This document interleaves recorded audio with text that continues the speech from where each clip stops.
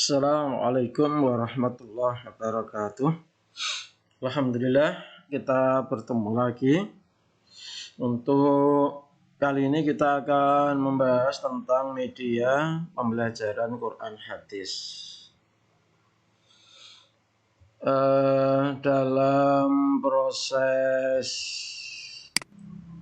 belajar mengajar kita mentransfer ilmu, mentransfer nilai atau mentransfer keterampilan kepada peserta didik. Nah, mereka merespon apa yang kita lakukan kepada mereka itu dengan cara mendengar. Maka biasanya aktivitas kita mentransfer ilmu tadi itu dengan menjelaskan. Biasanya metodenya ini adalah metode ceramah. Nah, yang kedua, siswa atau peserta didik itu melihat. Maka kita sebagai guru itu memberi contoh. Nah, metodenya biasanya seperti demonstrasi ya. Nah, yang ketiga itu siswa melakukan. Nah, apa yang kita berikan kepada mereka yaitu kita menyuruh mereka untuk mencoba, untuk melakukan sesuatu. Sehingga ini metodenya adalah metode praktek. Ya. Ada gium, saya mendengar dan saya lupa. Jadi kalau siswa itu hanya mendengar, kemudian kita ceramah, maka efektivitasnya ini paling rendah.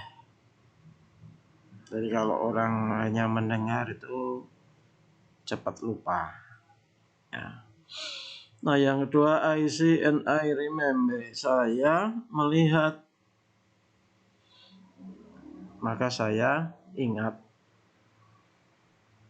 Nah, ini sudah lebih tinggi efektivitasnya dibanding mendengar. Yang ketiga, I do and I understand. Saya mengerjakan, maka saya paham. Jadi kalau orang sudah mengerjakan itu lebih paham dibanding hanya mendengar, dibanding hanya melihat.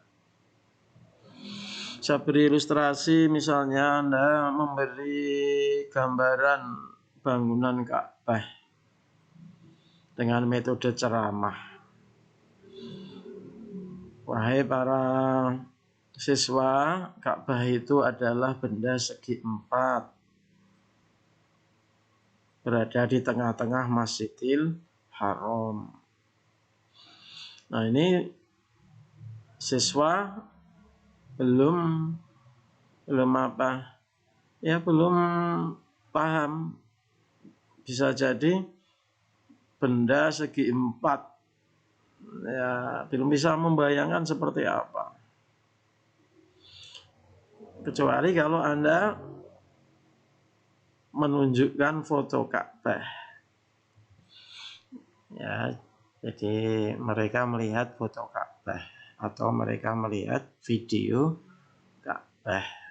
Nah, maka dia menjadi ingat, oh seperti itu toh Ka'bah.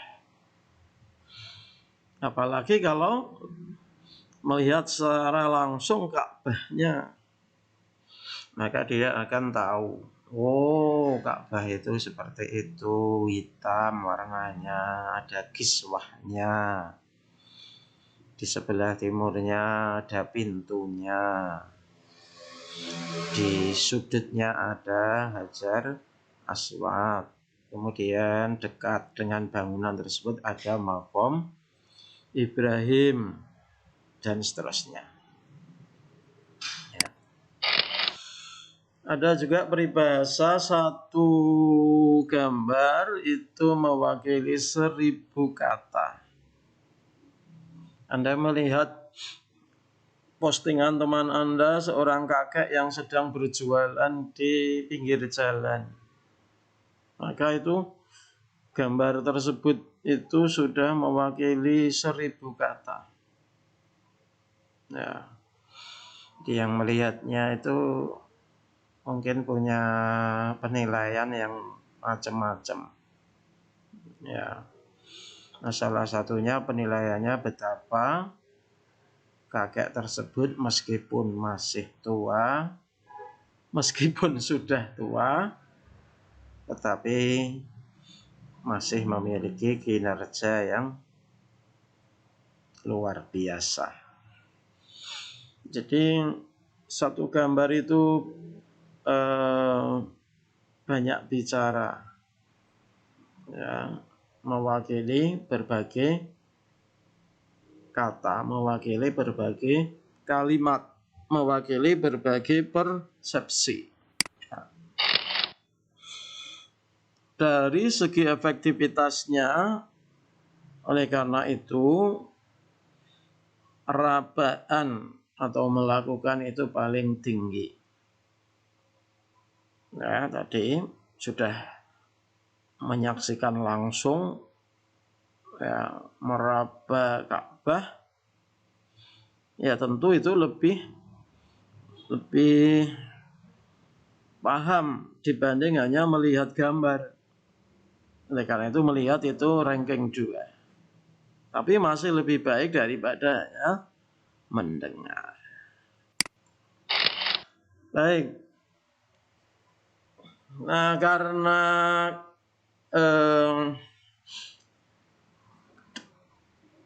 mempertimbangkan hal-hal di atas, ya, oleh karena itu dalam proses pembelajaran kita akan membutuhkan media. Nah, di sini saya kutipkan ada 2 definisi media. Yang pertama, media adalah segala sesuatu, ya, baik itu barang maupun orang, yang dapat digunakan sebagai alat atau perantara untuk mencapai tujuan pembelajaran.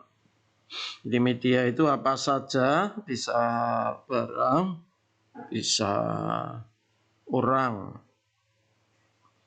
Di Rasulullah dulu pernah menyampaikan dalam hadis ditulis, qala Rasulullah sallallahu alaihi wasallam, Rasulullah bersabda, "Mad dunya fil akhirah illa kamitsli ayyaj'ala ahadukum isba'ahu fil yam falyanzur madza tara." Rasulullah ketika membandingkan dunia dengan akhirat bersabda, dunia dibandingkan dengan akhirat tidak lain seperti salah satu di antara kalian mencelupkan jarinya ke laut. Jadi pada saat menjelaskan kalimat ini, Rasulullah mencelupkan jarinya ke dalam air. Falyanzur madza tara, dan lihatlah jarimu yang basah itu adalah dunia, air laut yang luas itu adalah akhirat. Jadi Rasulullah di sini menggunakan media jari tangan. Ya. Definisi yang kedua, media adalah semua bentuk perantara yang dipakai orang untuk menyebar ide, sehingga ide atau gagasan itu sampai kepada penerima.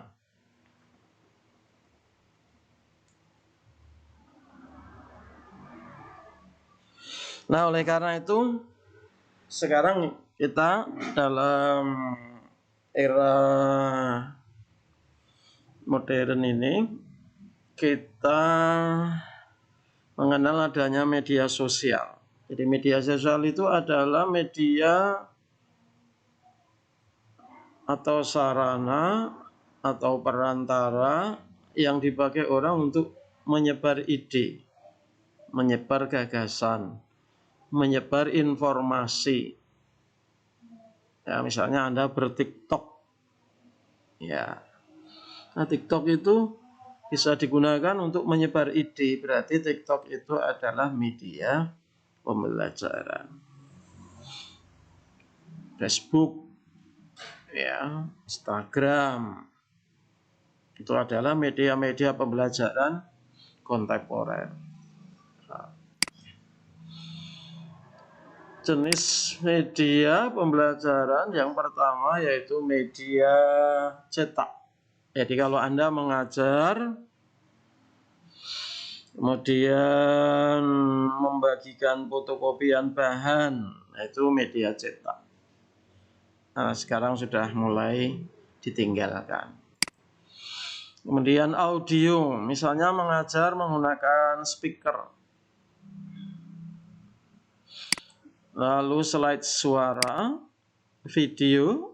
Nah, kalau video itu sudah kombinasi antara media audio visual. Audio visual. Jadi media dengar dan media lihat. Kemudian perkembangannya ada multimedia interaktif, dan yang sekarang sedang tren karena salah satunya pandemi COVID adalah e-learning. Nah, kelas kita itu termasuk pada kategori e-learning. Ya. Apa fungsi media pendidikan? Yang pertama, memperjelas pokok bahasan yang disampaikan. Jadi ketika Rasulullah mencelupkan jarinya ke air, kemudian menunjukkan ini loh basahnya air di jari ini dunia, sedangkan air laut itu adalah akhirat.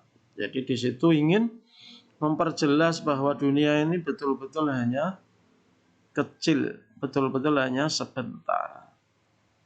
Tidak bisa dibandingkan dengan lamanya akhirat. Fungsi yang kedua, memberikan stimulus bagi peserta didik dalam pembelajaran.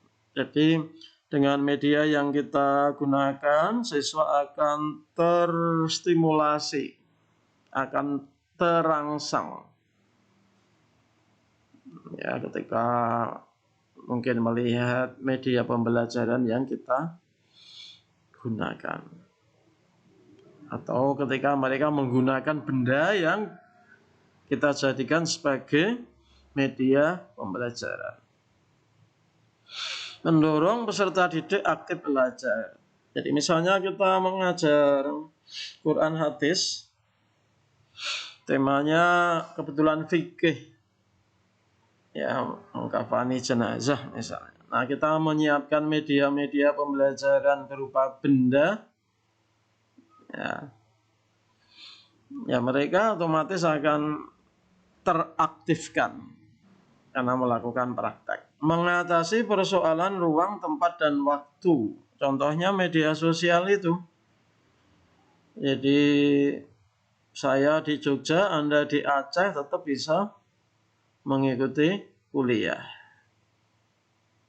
Bahkan berbeda waktu, saya membuat video pembelajarannya pagi, Anda bisa menikmatinya malam, bahkan besoknya. Yang berikutnya, memberikan pengalaman nyata bagi peserta didik. Jadi kalau mengajar tanpa media seperti menceramahkan bentuk Ka'bah tadi, ya beda hasilnya dengan kalau misalnya menyaksikan video Ka'bah. Kemudian memberikan persepsi yang sama kepada peserta didik. Nah, guru tadi menjelaskan dengan ceramah misalnya Ka'bah itu segi 4. Nah, mungkin ada yang mempersepsi Ka'bah itu seperti kotak kapur. Ya, kalau kemarin yang nyoblos gambar bupati, wow, Ka'bah itu seperti kotak suara. Atau kalau anak seorang bandar judi, wow, Ka'bah itu seperti dadu. Ya, jadi bisa jadi persepsinya macam-macam. Kenapa? Ya belum melihat sebenarnya Ka'bah seperti apa. Berikutnya membantu guru dalam variasi metode. Jadi guru mengajar dengan berbagai variasi, menghilangkan rasa jenuh pada peserta didik, sistematis dalam penyampaian materi. Ya, karena harus menggunakan media, misalnya media LCD, maka saya mau nggak mau harus membuat bahan ajar, misalnya PowerPoint. Nah, otomatis apa namanya, pembelajaran yang saya sampaikan sistematis. Nah, guru dituntut untuk selalu siap dengan bahan. Jadi masuk kelas mau mengajar, bahan sudah ready. Ya. Dan yang terakhir mengefektifkan dan mengefisienkan proses belajar. Jadi kesimpulannya, media pembelajaran sangat signifikan kita gunakan dalam proses belajar mengajar. Nah, dalam membuat bahan ajar yang akan kita presentasikan, akan kita sajikan dalam media pembelajaran, baik di kelas maupun online, sumber yang paling pokok itu adalah buku ajar. Nah, pengalaman saya mengajar mahasiswa untuk mengajarkan materi Quran hadis, itu mereka kesulitan untuk menyajikan tulisan ayat dan hadis. Jadi ada problem menulis Arab. Jadi guru Quran hadis itu kesulitan atau tidak memiliki kompetensi dalam hal menulis Arab.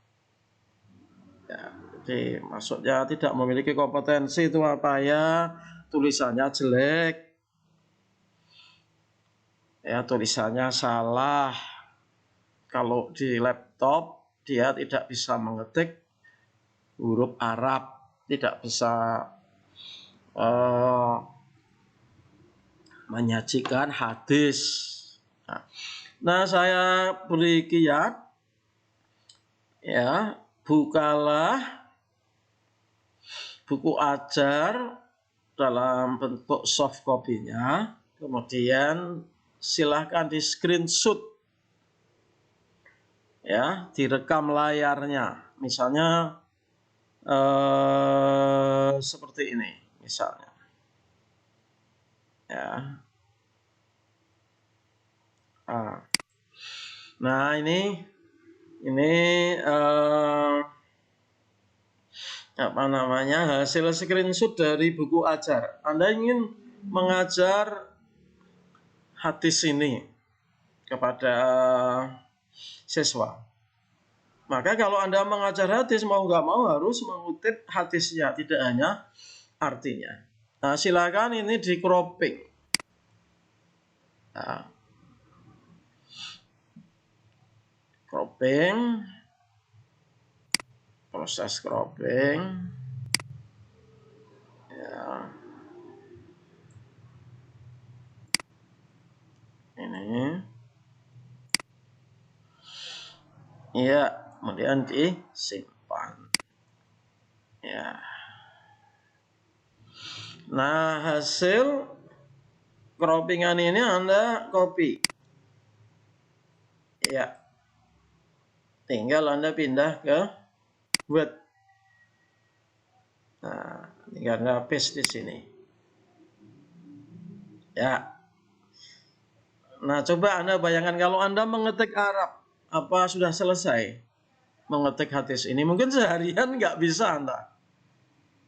Ya, ya. Jadi ini pemanfaatan buku ajar untuk membuat bahan ajar yang akan kita presentasikan dalam media pembelajaran. Nah, cara yang kedua yaitu kita menggunakan fasilitas Quran Embed. Ini kalau Anda memiliki laptop pasti memiliki Word ya, maka kalau belum ada ini menu Quran Al-Karim, ini silahkan Anda install. Caranya gimana? Ketik di Google. Ketikkan Quran Embed. Unduh Quran Embed. Ikuti prosesnya, nanti diinstal, otomatis akan muncul di sini. Nah, ini saya klik. Ya. Misalnya saya ingin mengajar tafsir surat Al-Asr. Anda cari di sini aja, surat Al-Asr ke bawah. Ya. Oke, Al-Asr, Al-Alaq, Al-Bayyinah. Ya. Klik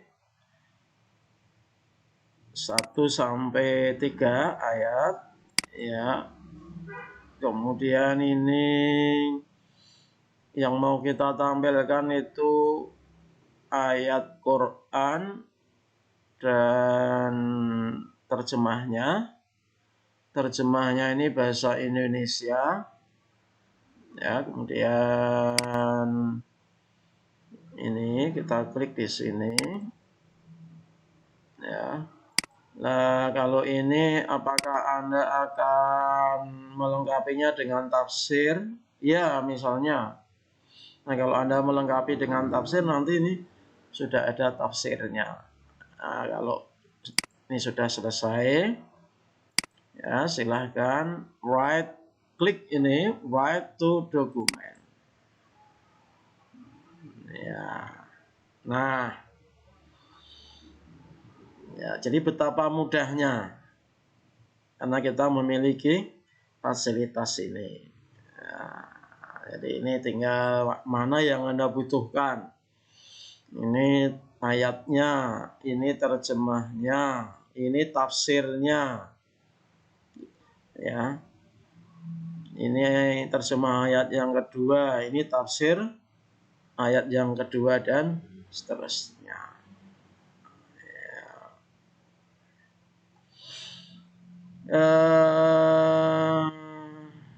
Ini Quran Embed.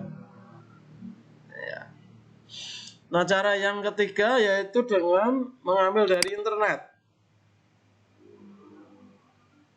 Ya. Silakan ambil dari internet, Anda buka Google. Ketikkan surat atau saya beri contoh hadis ya. Jadi misalnya saya ingin mengambil hadis khairukum man ta'allamal Qur'an wa 'allamahu. Anda bisa mengetikkan dengan kata kunci Latinnya bisa. Khairukum. Nah, misalnya ini. Khairukum man ta'allamal Qur'an. Maka muncul di sini nih. Nih. Anda tinggal klik ini. Khairukum man ta'allamal Qur'an. Nah. Nih, ada. Nanti di bawahnya ada. Ini. Ada banyak sekali. Jadi sangat mudah sekarang. Atau Anda dalam bentuk image silahkan. Nah ini dalam bentuk image. Ya, ini tinggal Anda copy. Ya, tinggal di copy ke Word misalnya. Ke sini, misalnya. Ya, ya. Jadi kalau Anda presentasi dengan PowerPoint, ya jangan menghindari ayat, menghindari hadis, hanya menulis artinya. Kalau untuk guru tafsir, guru Quran hadis nggak bisa, karena dia harus menyampaikan ayatnya. Baik para mahasiswa, saya lanjut ke presentasi berikutnya tadi. Ya, jadi tadi beberapa sumber untuk membuat bahan ajar yang bisa kita presentasikan dalam media pembelajaran. Tadi sudah saya praktekkan Quran in Word, kemudian Google, ya, kemudian tadi sumbernya dari buku ajar. Nah, ada lagi sumber yang paling lengkap, Maktabah Syamilah. Silahkan Anda ketik juga ini di Google. Jadi kalau versi offline-nya ini, kalau Anda install ini 15 GB, tapi versi online-nya ada di internet. Ya. Nah, yang terakhir ini Google Form. Ya, Google Form itu untuk apa? Ini sebagai media pembelajaran membuat soal. Ya. Anda juga perlu menguasai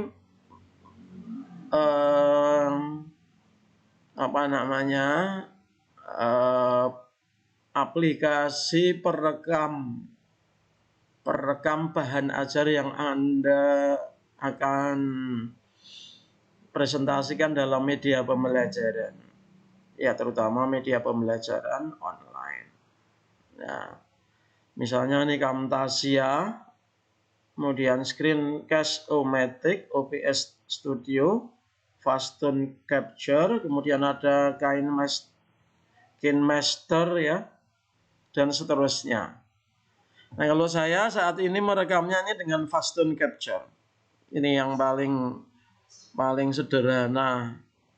Ya, cuma kelemahannya tidak ada tampilan pematerinya, tapi bisa disiasati dengan kamera eksternal. Ya, kamera eksternal Anda tidak harus beli ya, Anda bisa menggunakan HP. Nanti itu namanya Droid Cam. Ya. Nah, yang terakhir ini saya perlihatkan kepada Anda pemanfaatan Google Form untuk membuat soal yang nanti juga akan kita kirim ke media pembelajaran. Nah, apa media pembelajarannya? Ya, kalau mau kelas itu seperti yang kita miliki. Tapi kalau untuk para guru di sekolah-sekolah, ya media pembelajarannya mengandalkan WhatsApp. Ya, guru membuat soal di Google Form. Nah, ini contoh guru kelas 5 ya. Nah, ini dia membuat soal seperti ini. Ya.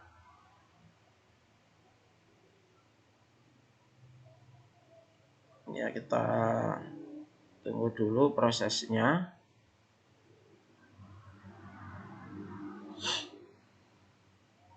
Ya, jadi semua hal tadi sebagai guru wajib Anda kuasai. Ya. Jadi ini kemarin saya sudah mengisi